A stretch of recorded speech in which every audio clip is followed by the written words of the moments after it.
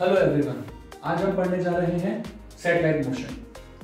A light body revolving around a heavier body due to gravitational attraction is called satellite. एक हल्का मास वाले object यदि बहुत बड़े सारे मास वाले ऑब्जेक्ट के चारों तरफ रिवॉल्व करे तब उसको हम क्या बोलते हैं? सैटेलाइट।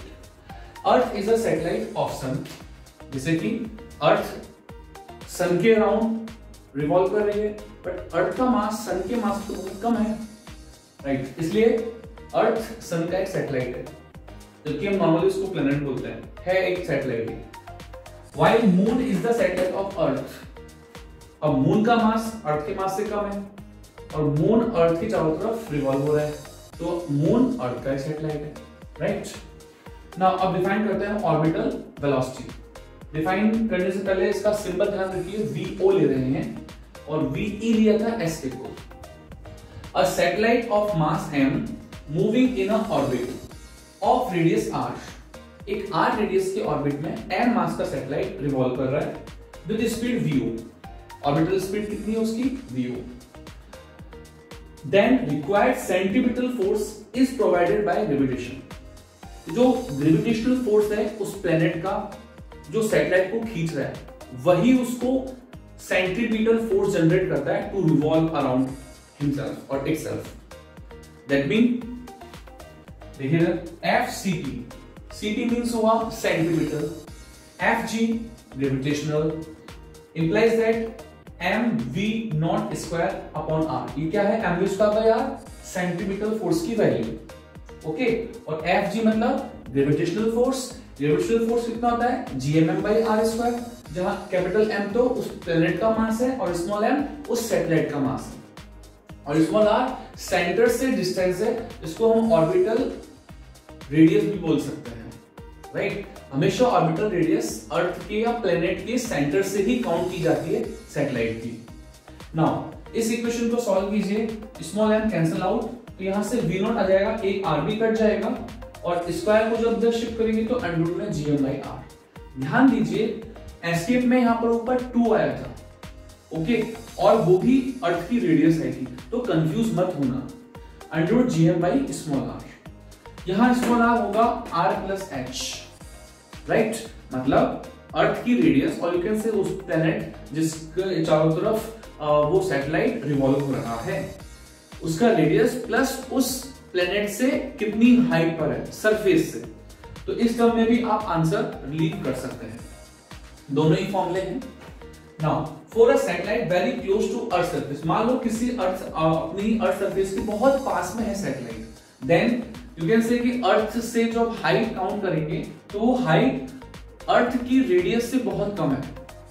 यहां पर r क्या है या r क्या है? अर्थ की रेडियस, तो हम इसको r काउंट कर लेते हैं, ओके? नाउ इस फॉर्मूले में स्मॉल r की जगह कैपिटल R रख दो या r ही रख दो। व्हाट मींस ऑफ r या r? अर्थ की रेडियस। ये देखो अर्थ की रेडियस मैंने r अज्यूम की है, ठीक है? अब स्मॉल g की वैल्यू 9.8 ऑलमोस्ट 10, कैपिटल R की value 6400 kilometres, in short in metre we can say 6.4 into 10⁻⁶। वो वैल्यूज यहां पुट कीजिए तो आपको आंसर लगभग 8, एग्जैक्ट तो 7.9 होता है, लगभग आप 8 बोल सकते हो, 8 किलोमीटर पर सेकेंड आपको आंसर मिल जाएगा। यहां देखिए मैंने डायग्राम में दिखाया है अर्थ का मास, अर्थ की रेडियस, राइट? और ये एक ऑर्बिटल पाथ दिखाया है सैटेलाइट का। आपको सैटेलाइट दिख रही होगी, कुछ इस तरह से हम ड्रॉ कर सकते हैं, राइट? उसका मास स्मॉल m है, ऑर्बिटल मतलब उसकी पाथ पर टेंजेंट खींचोगे तो उसको ऑर्बिटल वेलोसिटी से रिप्रेजेंट कर सकते हो, राइट? तो ये v उसकी ऑर्बिटल वेलोसिटी हो गई।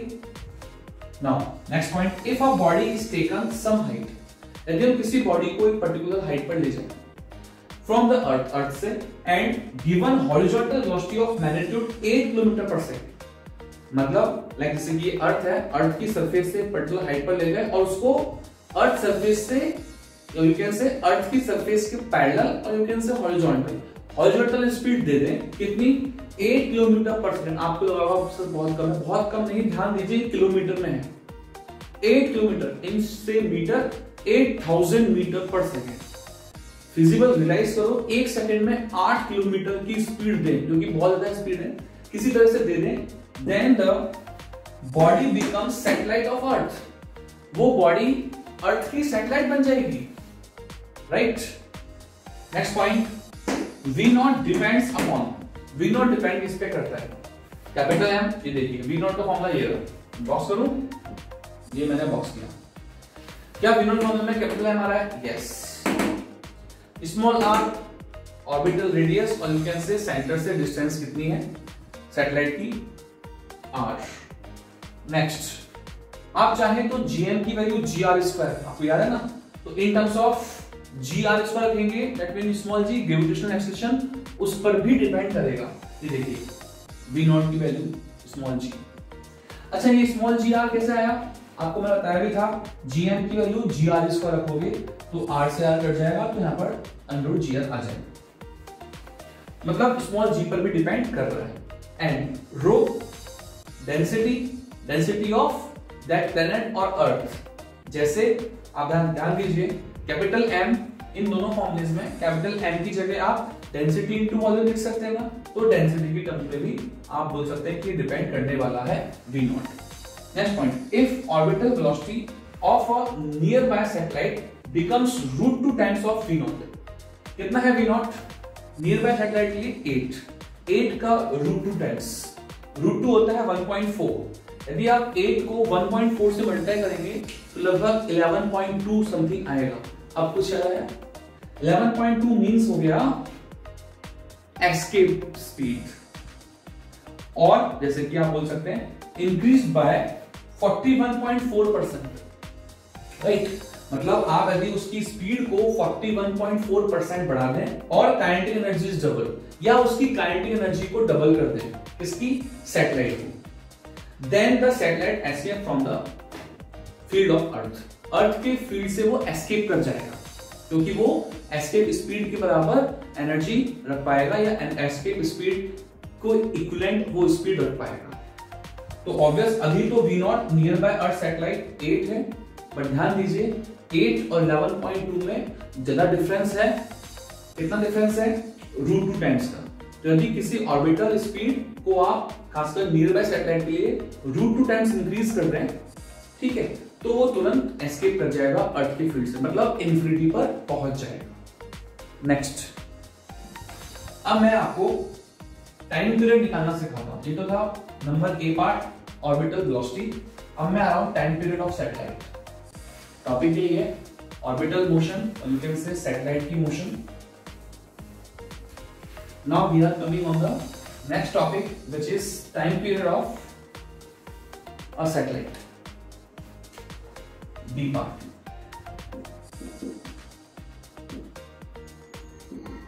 Time period of satellite, time period satellite का क्या होता है, सिंस टाइम पीरियड को आप डिफाइन कर सकते हैं 2πr/v0। अभी अभी आपने डायग्राम देखा, तो डायग्राम में ऑर्बिटल पाथ की लेंथ कितनी थी, ऑब्वियस सर्कुलर डिस्टेंस के बराबर, तो लेंथ अपॉन स्पीड कर दीजिए तो आपको टाइम पीरियड मिल जाएगा। लेंथ कितनी है 2πr, और ऑर्बिटल स्पीड कितनी है v0। नाउ 2πr, v0 का फॉर्मूला अभी अभी मैंने आपको बताया था, जो था √gm/r, राइट। तो यदि आप यहां पुट कर देंगे तो बन जाएगा 2π√gm। ध्यान दीजिए r की पावर 1 है और r की पावर 1/2 नीचे है, ये वाला टर्म जब ऊपर जाएगा तो 1 + 1/2 कितना हो जाएगा 3/2, right. implies that you can say p proportional r⁻3/2, क्योंकि 2π कांस्टेंट है और gm भी कांस्टेंट है एक पर्टिकुलर प्लैनेट, और यू कैन से अर्थ के लिए।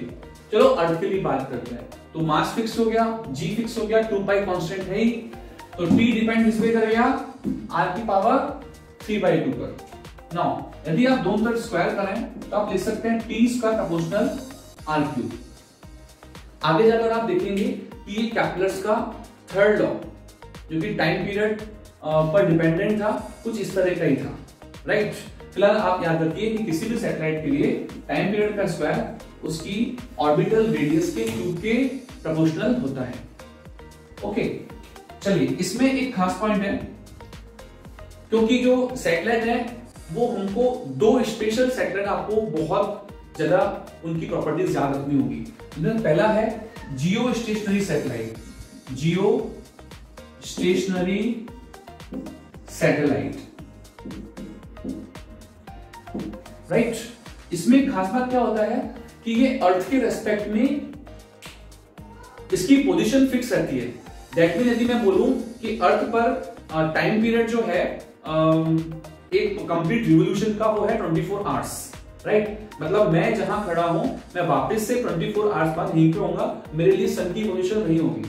उसी तरह से जियो स्टेशनरी सैटेलाइट भी अर्थ के रेस्पेक्ट में फिक्स रहते हैं। यदि आज मैं कहूं कि हाँ वो रहा जियो स्टेशनरी सैटेलाइट, तो अगेन 24 आवर बाद भी मुझे वही दिखेगा। दैट मीन अर्थ के रेस्पेक्ट में फिक्स, हमेशा अर्थ के रेस्पेक्ट में फिक्स होगा। दैट मीन क्या हुआ, इसका टाइम पीरियड भी कितना होगा 24 hours. Therefore t equals to 24 hours, right. यदि मैं इस t की वैल्यू इस फॉर्मूले में पुट करूं, ओके, और यहां से मैं स्मॉल r की वैल्यू निकालना चाहूं, तो ये स्मॉल r आएगा 7rd, यू कैन से 7r, इसको आप बोल सकते हो 42,000 किलोमीटर। ओके, आप देख सकते हैं कैपिटल टी के 24 आवर्स, इसको मैं सेकंड्स में चेंज कर लेता हूं, राइट। और 2 पाई फिक्स है, जीएम फिक्स है, तो मैं यदि ऐसे 8 निकालूंगा तो कितना आएगा 42,000 kilometre. Okay, since as you know r plus h को स्मॉल r के टर्म्स में लिख सकते हो, इंप्लाइज दैट h को लिख सकते हो small r minus h, sorry small r minus capital R। Okay, small h मतलब अर्थ से हाइट कितनी है।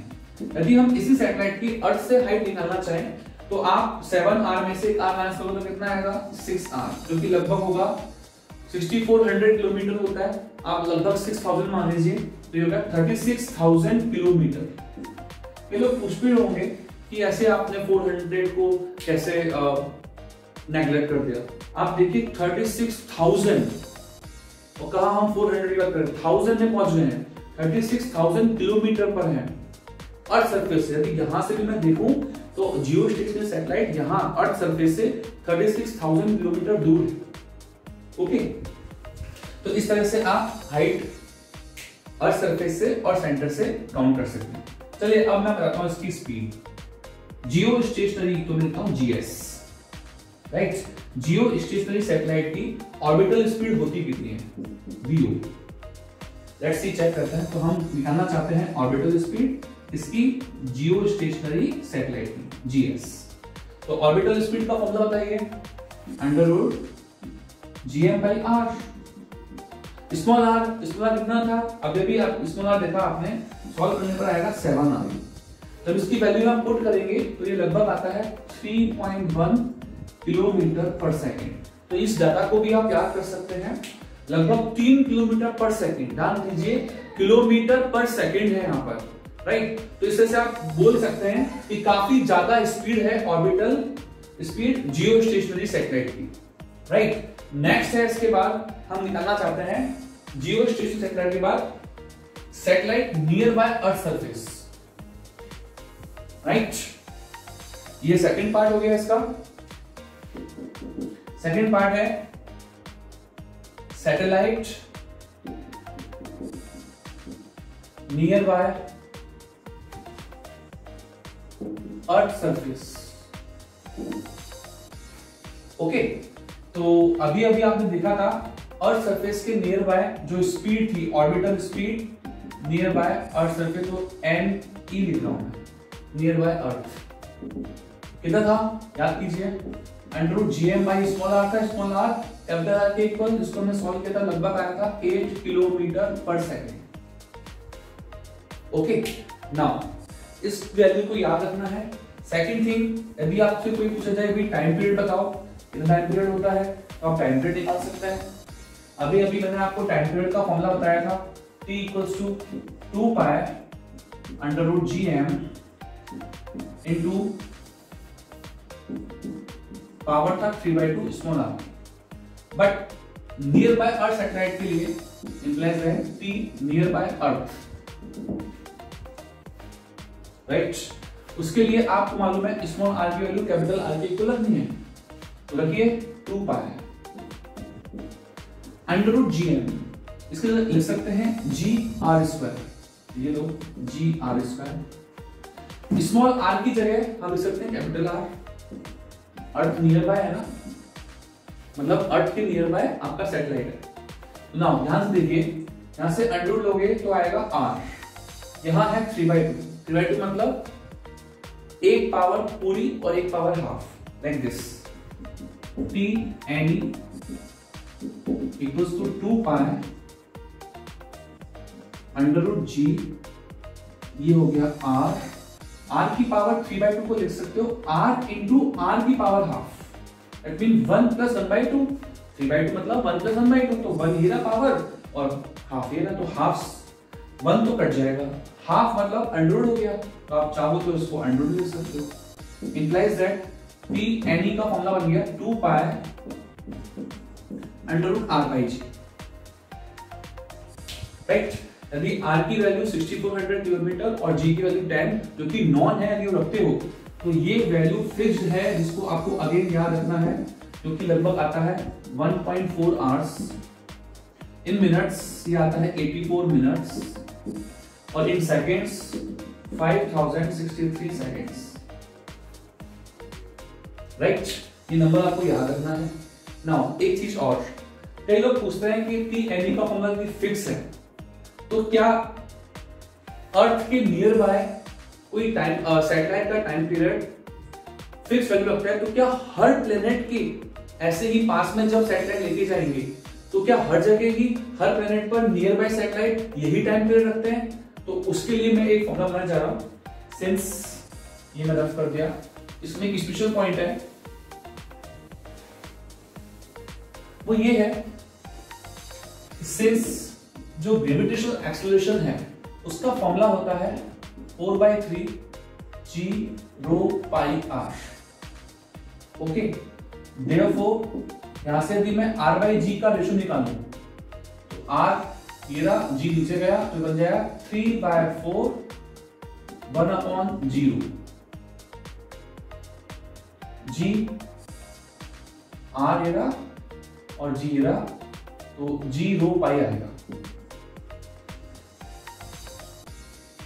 okay। Now therefore since you can say since time period nearby earth satellite nearby earth satellite का time period क्या था 2 pi under root में r/g की value put करो तो ये आएगा 2 पाई 3/4 1/g rho pi, 402 2 कैंसिल, पाई जाएगा अंदर हो जाएगा पाई स्क्वायर, एक पाई कट जाएगा, ऊपर बचेगा 3 पाई, नीचे आएगा 4g रो, सॉरी 4 तो वैसे ही भाग कर दिया था, 3 पाई अपॉन 0, g जो ठीक है कांस्टेंट है ऑब्वियस वाली, 3 पाई भी constant, rho is the density of that planet, earth के लिए बोले तो अर्थ के लिए, तो दैट मीन ये हो गया time period for satellite near by earth is depend on the density, implies that P and E depend on density, वो भी अंडर रूट में। तो इट इज नॉट कंपल्सरी कि हर प्लैनेट के चारों तरफ near by earth satellite, near by जो satellite होंगे उनके टाइम पीरियड सेम होगा, वो डिपेंड करेगा उनकी डेंसिटी पर। Thank you.